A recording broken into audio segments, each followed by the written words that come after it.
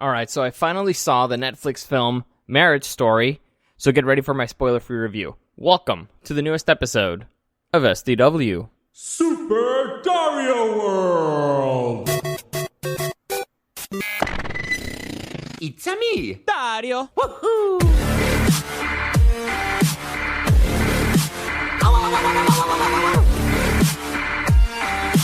Let's go! Alright, so this is to continue my review of all the movies that have been nominated for the Academy Awards. Specifically the Academy Award for Best Picture. But before I get into it, let me just give you a quick reminder. You can listen to the podcast anywhere. SoundCloud, YouTube, iTunes, the iHeartRadio app, anywhere. Just type in Super Dario World Podcast. You'll find it right there. Any comments, questions, or suggestions, you can find me at Dario the Show on Instagram or at Super Dario World. Now, also follow me on Facebook. I have a fan page there, Super Dario World. Follow it right there. I do all my updates there as well. Now, all right, so the movie is written, directed, and produced by Noah Baumbach. I think that's how you say his name, Baumbach? Baumbach? I don't know. That's how it's spelled. Anywho, the dude hasn't done anything in a little bit, but he's known for co-writing a few movies with Wes Anderson, including The Life Aquatic with Steve Zissou, Fantastic Mr. Fox. Also, he wrote and directed a little movie called The Squid and the Whale, which is great. It's a fantastic little film with Jesse Eisenberg. I highly recommend it. It's a lot of fun. Anywho, so I'm always skeptical when you see these types of projects when it's the same writer, director, producer, because it's about a breakup story. The movie's about basically a divorce. And so to me, it's like, okay, it seems like it's going to be kind of the artist processing what they went through. And this movie is actually that. By the way, I won't bury the lead. The movie's actually pretty interesting. It's good. It's not one of the best movies I've ever seen, but it's very interesting. It's by far, and I mean by far, well, not by far, but it's the best case I've seen for getting a prenup. Honestly, the whole message of the movie is get a fucking prenup. If you're getting married, get a fucking prenup. Get a fucking prenup. Get a fucking prenup. It'll save you a whole lot of money. And so it's actually pretty interesting when you go through this through the director's life and the things from the movie, and it's very similar. So you could tell that the movie was a way for him to kind of try to understand the events of his own life. And so those projects are sometimes really good because it's a passion project. Sometimes it's really bad because it's really one-sided. Like there's a really good example of somebody doing this, somebody trying to get through a breakup through film is 500 Days of Summer. If you've seen 500 Days of Summer, it's basically a dude trying to get over his ex-girlfriend, right? And in the process, still making her look like a total bitch. In a way. It's really funny because both of these movies do the same thing. It's like, okay, I want to be as fair as possible. I want to show her in the best light. I want to show, like, I want to be objectively good. I want to be try to be fair with her, be fair, show her side and everything. But at the same time, this bitch, and you get that throughout the film. It's like the movie's actually pretty interesting in the way that he tries to be extremely fair because the movie's kind of one-sided. It tries its best. It tries really hard to be fair to the other side, but this bitch, at the end of the day, I think it tries to be fair. It tries to be extremely hard to be fair, only to mark up the fact that this bitch, the things that this bitch did, it's to mark the betrayal even more. It's sometimes it's brutal to watch at certain points, but it's super interesting. It's fascinating.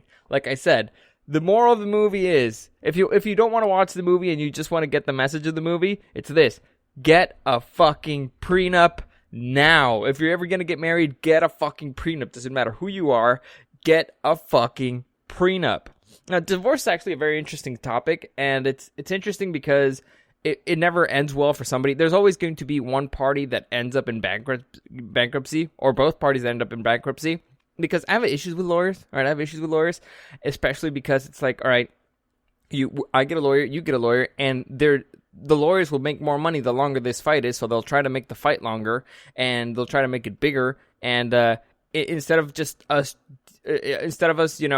taking 50-50, well, it'll end up, I'll take 30. If I'm lucky, you'll take 30. If you're lucky, and 40% goes to the lawyers.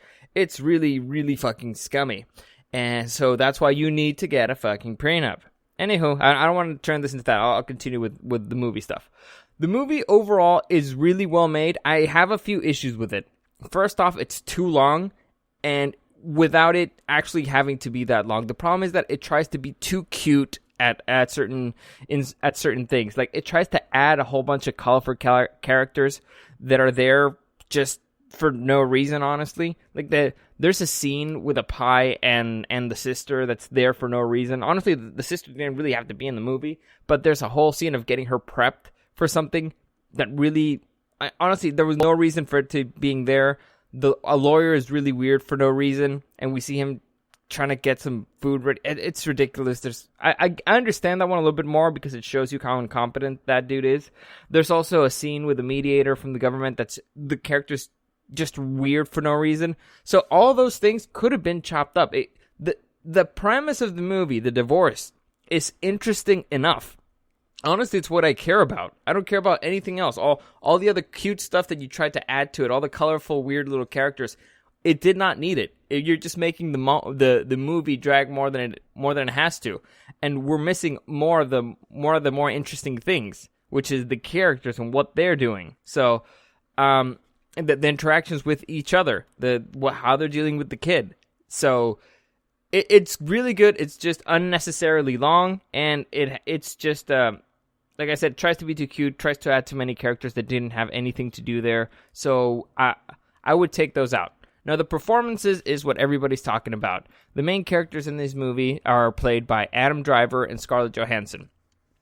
They are both great in the movie. I'm not a Scarlett Johansson fan.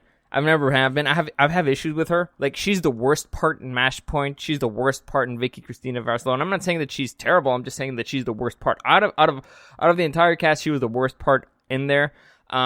She's a girl with a pearl earring is uninteresting. She's not interesting in Lost in Translation. So, and those I think her probably most Academy acclaimed roles. I'm not a fan. I'm gonna say I'm not a fan. I'm not a Scarlett Johansson fan. However, in this movie, she did something very similar that Zooey Deschanel did in 500 Days of Summer. She made me hate her. Now, granted, I really didn't like her, so it's a little bit easier for that stupid whore. It's a little bit easier for her to make me hate her, but it shows that her acting was actually pretty good. It actually made me not only be upset at the situation, but upset with her. It's like, this bitch. So I'll give her points there. The only knock I have on either of their performances, you never really feel like it's there were actually a couple, like they were actually like in a marriage. You never feel like they're comfortable. I guess it makes sense in a way because they're a couple going through a divorce. But at the same time, it's like, I don't know. It's just, it seemed awkward at points. Like they needed a little bit more time together, I guess. I don't know. It felt a little bit off. Maybe it's just because Scarlett Johansson is not that great of an actress. Who knows?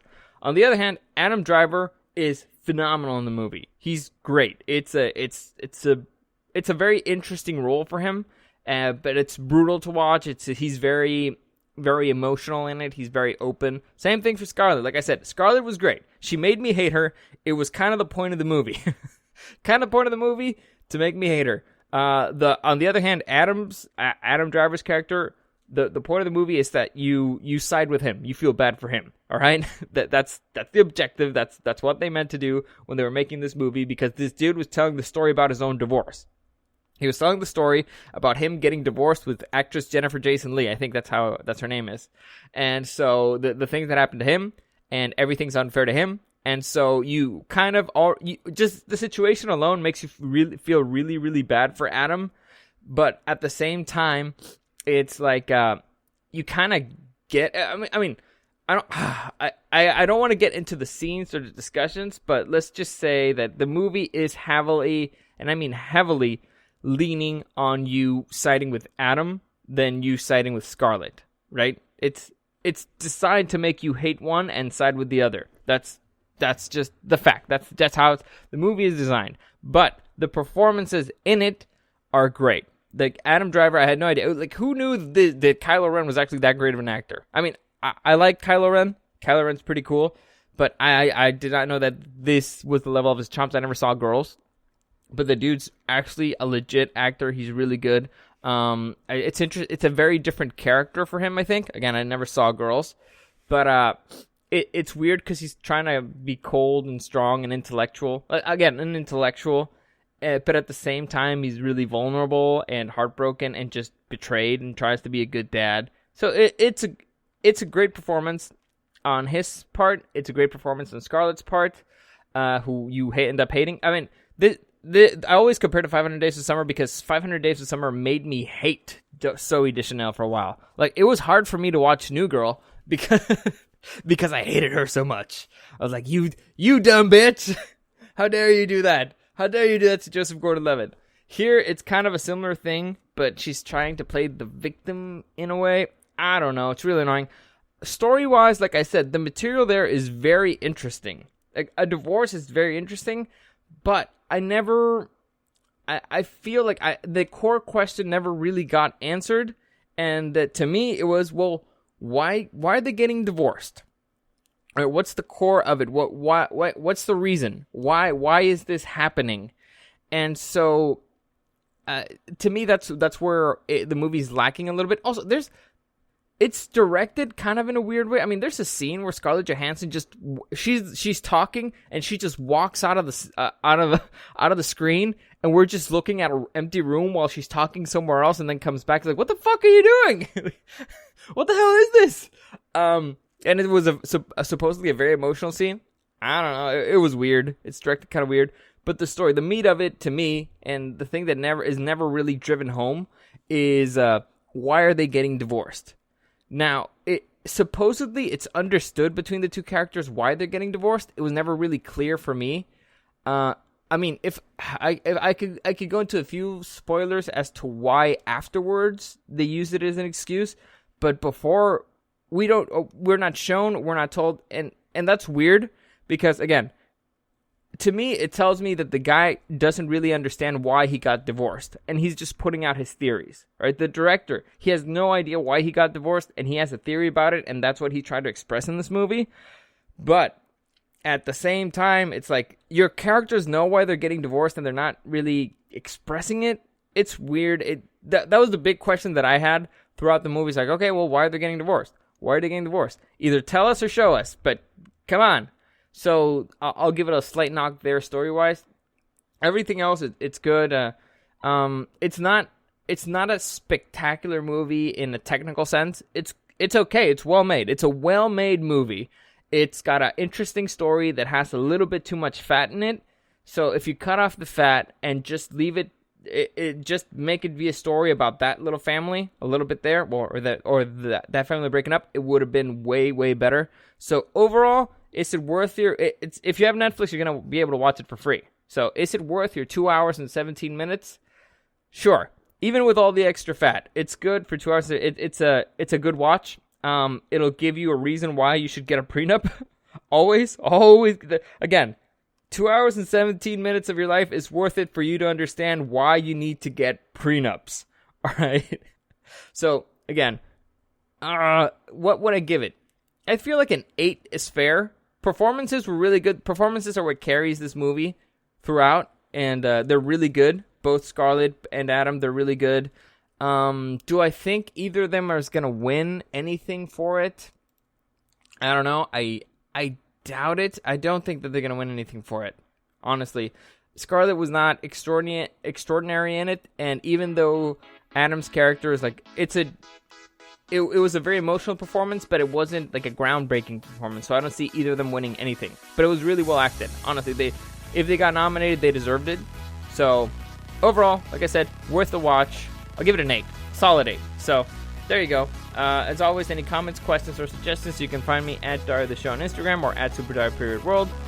Thank you for listening, and I'll see you again on Monday.